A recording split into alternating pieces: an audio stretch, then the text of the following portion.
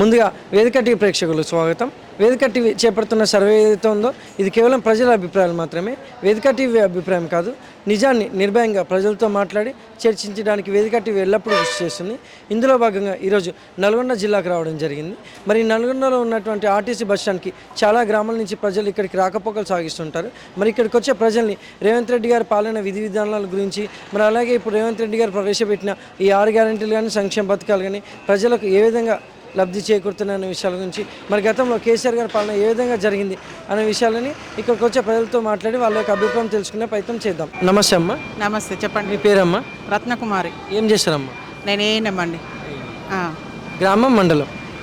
గ్రామంలో పిహెసి గుర్రంపూడు మండలం, గుర్రంపూడు, తానదారపల్లి గ్రామం. సీఎం రేవంత్ రెడ్డి గారి పాలన విధానంపై మీ అభిప్రాయం ఏంటమ్మా? పర్వాలేదు, కాకపోతే ఈ ఫ్రీ టికెట్ అని మహిళలకు పెట్టారు కదా, బాగానే ఉంది. కానీ ఇంతమంది మహిళలు ప్రయాణం చేస్తున్నారు, ఉద్యోగస్తులు అందరూ ప్రయాణం చేస్తున్నారు, కానీ బస్సులు పెంచలేదు. దానివల్ల రోజు ఎంత అనంటే ఇంతకు ముందు కంటే ఇప్పుడే ఎక్కువ టైర్డ్ అయిపోయినట్టు అనిపిస్తుంది. ఎందుకంటే బస్సు ఎక్కాలంటే భయం వేస్తుంది యాక్చువల్గా చెప్పాలంటే. ఇంకా అన్ని విషయాలు అంటే కరెంటు పోతూనే ఉంది అంతే. ఉచిత కరెంట్ అయితే వస్తుంది, అది కొంచెం యూస్ఫుల్గానే ఉంది. చాలా రైతు భరోసా మీద కొంచెం అసంతృప్తిగా ఉన్నారు చాలా వరకు. ఊర్లలో మేము గ్రామాలలో తిరుగుతాం కాబట్టి మాకు తెలిసినంత వరకు రైతు భరోసా మీద కొంచెం అసంతృప్తిగా ఉంది. మహిళలకు సంబంధించి ఇంకా ఏముంటుంది, గ్యాస్ ఎక్కువ పెరిగింది, దాని గురించి ఏం మాట్లాడలేదు.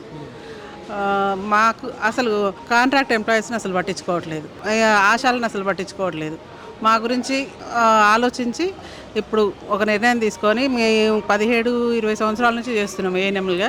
మేము ఇంతవరకు రెగ్యులర్ కాలేదు, మమ్మల్ని అందరినీ రెగ్యులర్ చేయాలి, అదే మేము కోరుకునేది.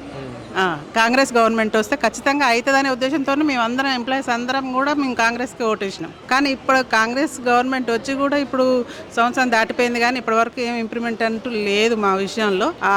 నెలకు జీతాలు మాత్రం ఒక్కోసారి ఫస్ట్ రాకముందే 30 తారీఖు పడేది ఇంతకుముందు. ఇప్పుడు 5వ తారీఖు 10వ తారీఖు ఒక్కొక్క నెల రావట్లేదు కరెక్ట్గా. కాంట్రాక్ట్ ఎంప్లాయీస్ గురించి మాత్రం కొంచెం శ్రద్ధ తీసుకొని మెయిన్గా మెడికల్ డిపార్ట్మెంట్ వాళ్ళని రెగ్యులర్ చేయాలని కోరుతున్నాం. మేమందరం కూడా గవర్నమెంట్కి ఎప్పుడు సపోర్ట్గానే ఉంటాం, కాంగ్రెస్ గవర్నమెంట్. ఎందుకంటే తెలంగాణ ఇచ్చిన కాంగ్రెస్ గవర్నమెంటే కాబట్టి మాకందరికీ సదాభిప్రాయం ఉంది కాంగ్రెస్ మీద. మేమందరం కూడా పుట్టుక నుంచి కాంగ్రెస్ అభిమానులమే. కాబట్టి రేవంత్ రెడ్డి గారు కొత్తగా వచ్చారు, ఆయనకు కూడా సపోర్ట్గా మా అందరిది ఉండాలి అంటే, సపోర్ట్ ఉండాలి అంటే ఏఎన్ఎంలందరినీ రెగ్యులర్ చేయాలి అంతే. మరి గతంలో కేసీఆర్ గారి పాలనపై మీ అభిప్రాయం ఏంటమ్మా? కేసీఆర్ గారి పాలన అంటే చెప్పడానికి ఏముంది, కొంచెం నియంతృత్వమే ఉంటుంది కదా, దానికంటే ఇది బెటర్ అనే కదా ఆప్షన్ తీసుకున్నాం అందరం. ఎలా ఉంది? అప్పుడు కూడా పర్వాలేదు, కానీ ఈ కాంట్రాక్ట్ ఎంప్లాయీస్ విషయంలో అసలు ఏమీ న్యాయం చేయలేదు. అందరు అన్ని గవర్నమెంట్లు మోసం చేసినాయి. కనీసం ఇప్పుడైనా కాంగ్రెస్ గవర్నమెంట్ మాకు న్యాయం చేస్తుందనే ఆలోచనలో ఉండే 10 సంవత్సరాలు ఇది చేసినాం. మేము ఇప్పుడు మేము ఎక్కి ఇప్పుడు 2008లో ఎక్కినామండి.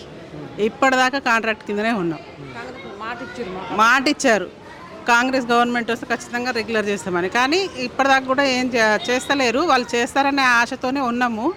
ఒకవేళ అట్లనే ఉంటే మరి వాళ్ళ కేసీఆర్ లాగానే వాళ్ళు కూడా ఇంట్లో కూర్చోవాల్సి వస్తుంది. 5 ఏళ్ళ దాకా కూడా ఆగదు అనుకుంటా, ఎందుకంటే అట్లున్నాము.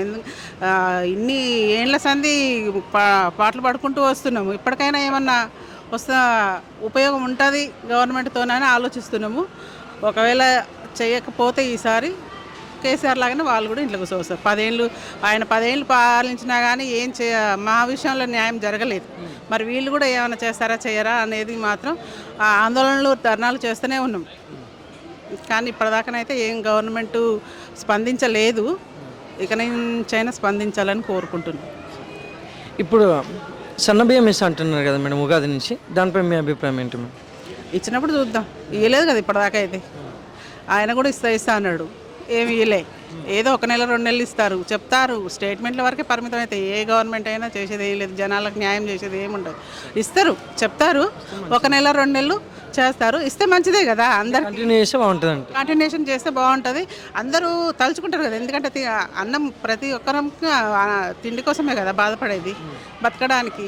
మరి అది అందరు తినే విధంగా ఉంటే ఇంకా మంచిదే కదా. జనాలందరికీ కూడా ఉపయోగకరంగా ఉండే పనులు చేయాలని కూడా కోరుకుంటున్నాం. అది కంటిన్యూషన్లో ఉంటే ఇంకా బాగుంటుందని కోరుకుంటున్నాం. Thanks madam.